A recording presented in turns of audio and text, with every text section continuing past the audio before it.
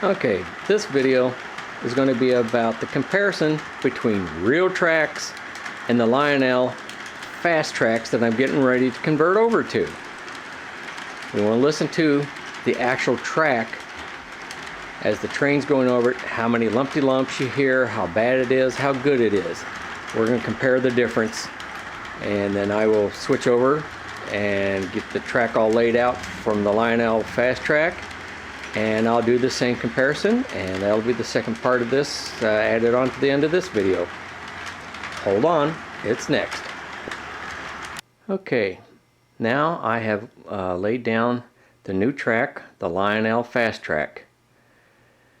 We're going to get the engine rolling, and we're going to do a sound comparison of the clickety-clack of the train going by, and we'll do the same speed as a comparison to be the same, and see what the difference is in sound.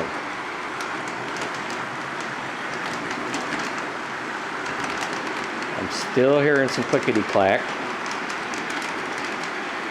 I don't think it is metallic-y sounding as the other Realtracks.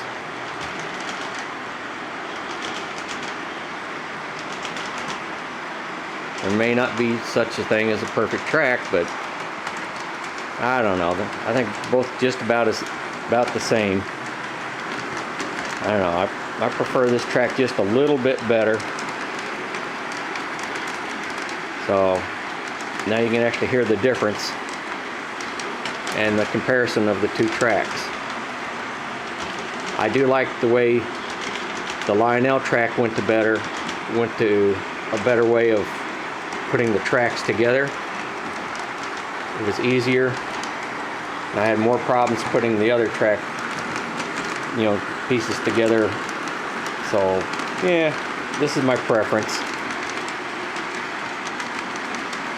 Thank you.